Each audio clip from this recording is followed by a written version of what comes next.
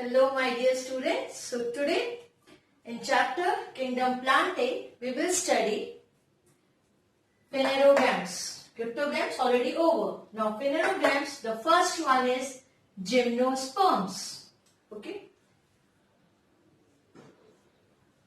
So gymnosperms means plants with naked seeds. Now here the characteristics, general characteristics of gymnosperms. Evergreen, gymnosperms are evergreen, perennial, woody trees or shrubs. Here they have vascular bundle. So here the xylem is with tracheids and phloem is with sieve cells. They are non-flowering plants. They show heteromorphic alternation of generation. Heteromorphic again means here the sporophytic and gametophytic. Both the phases of life are there. Now in the case of sporophyte, that is diploid, dominant, autotrophic and independent. Fine.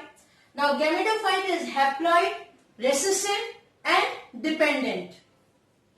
Dominant and recessive I already explained in the previous videos. Dominant which will cover the major part of the life of plant. So here the sporophyte is a major part of the life of gymnosperm. Now plant body means the sporophytic part because here the sporophyte is dominant one. Fine. That differentiated into root, stem and leaves. Root system in the case of gymnosperm is well developed tap root system. Here few examples are there. Coralloid roots of cycas.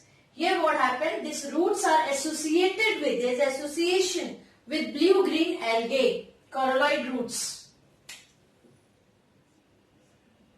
And even the roots of pinus, they are associated with endophytic fungi called mycorrhiza. So these are the few symbiotic association also in the case of the gymnosperm roots. So coralloid roots and roots of pinus. Now come to the stem. Stem is erect, aerial, solid and cylindrical. Fine. Now in the case of cycas, the stem is unbranched, but in the case of conifers, stem is branched. Leaves here the dimorphic. Dimorphic means they have two types of leaves.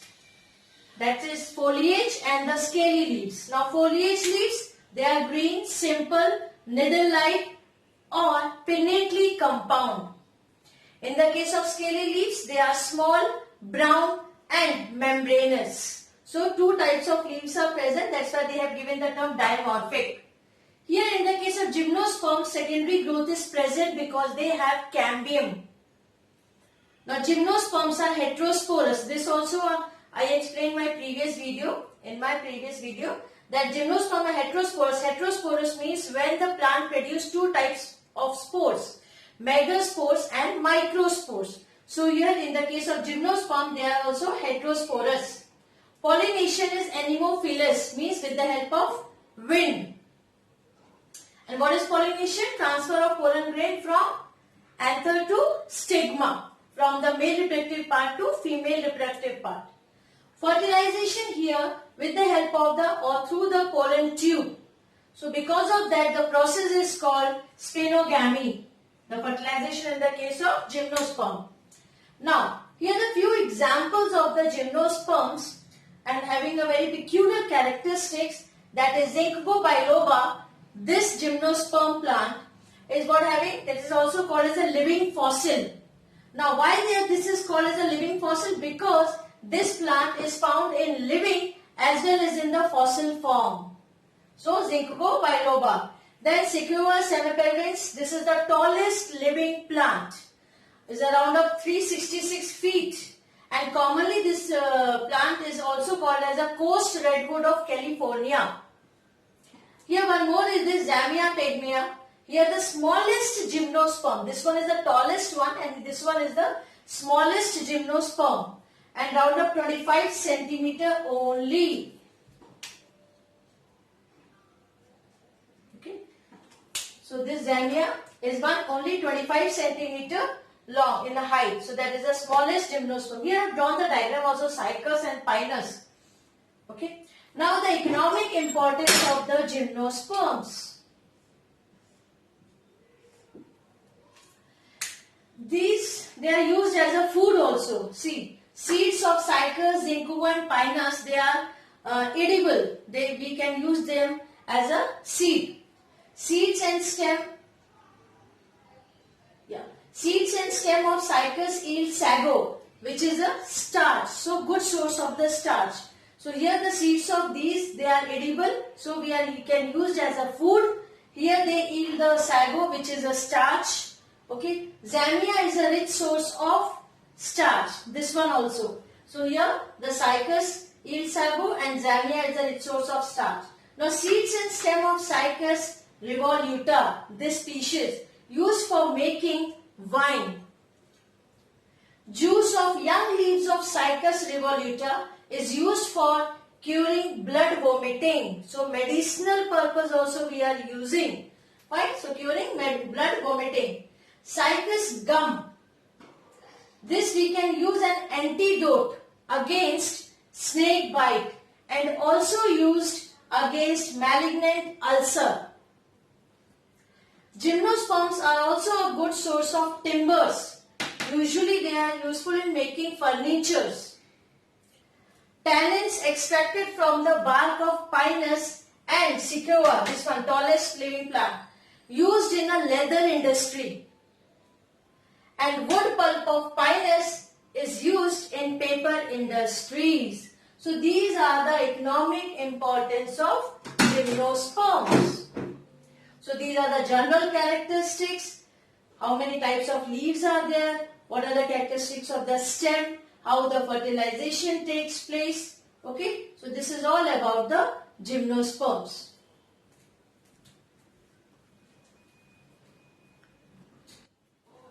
Okay, now angiosperms. Next phanerogams. This one. Now angiosperms, they are mostly flowering plants and seed is enclosed within the fruit. They have terrestrial habitat.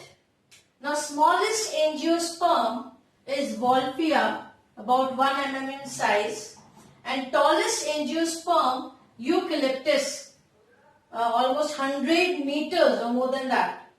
Now here, these are the examples of the smallest and the tallest angiosperm. Now plant body is differentiated into root, stem and leaves. It has flowers, fruits and seeds also. Vascular tissues, in the case of angiosperms, they are well developed. Here xylem, that is of vessels or tracheids. Phloem, that's having the seed tubes and companion cells. Even the angiosperms, they are showing the heteromorphic alternation of generation. Here the sporophytic phase is diploid, dominant, autotrophic and independent. And gametophytic phase is recessive, haploid and dependent. So heteromorphic alternation of generation. Angiosperms are also heterosporous. They produce two types of spores, megaspores and microspores. Microspores, mainly the male gametes, okay, produced by the androecium, and the megaspores, these are the female gametes produced by the gynoecium. Female reproductive part is called gynoecium and male reproductive part is called androecium. And besides essential whorls, essential part of the flower is androecium and gynoecium, 5 reproductive parts. So beside these essential parts, even they have the accessory parts also, such as sepals, petals, which together they form the flower. So androecium, gynoecium, sepals and petals. These plants, they show the double fertilization.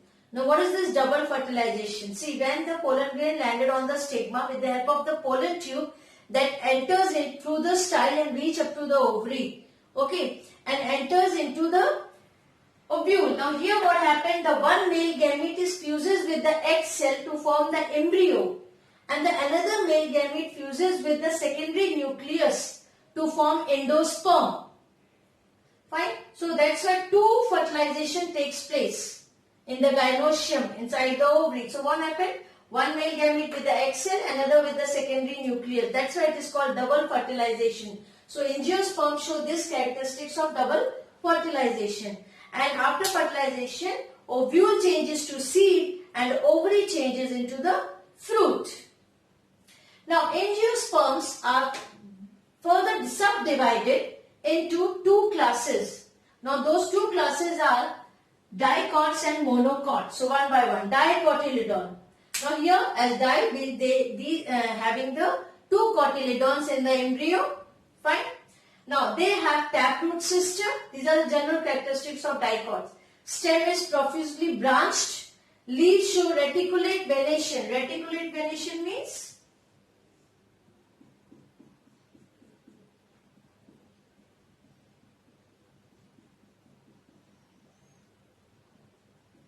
in this way, such type venation, that is called reticulate venation. Fine. Flower shows tetra or pentamerous symmetry. Vascular bundles in the case of dicots, that is of conjoint, collateral and closed type. Now what is this conjoint, collateral, in the case of dicot they have conjoint, collateral, open type, and another type is, one more is there, conjoint, collateral, closed. So in the case of dicot they have open type because cambium ring is present. See, in your further, I think 7th or 8th chapter you have, there they have explained different types of vascular bundles. So here I am explaining only one, means in the case of conjoint they have, in the case of dicots they have conjoint, collateral, open type of vascular bundle. See here you can see this one, a vascular bundle with at the same radius. Here internal side, inward they have the xylem and outside they have the phloem. And in between these two cambium ring is present. Cambium, this one, structure you can see here. So this cambium is present means it is open type. So vascular bundle of dicot, they are conjoint, collateral, open. Fine. Secondary growth is present naturally because cambium is present. Fine. Example, hibiscus, sunflower, there are many. Okay. Even though you can see that people, banyan tree, even they have the reticulate venation. Fine. Now come to the monocotyledons. Here they have the single cotyledon in their embryo. Adventitious root system. Stem is rarely branched. Leaves are sheathenings, leaf base and parallel venation. Parallel venation means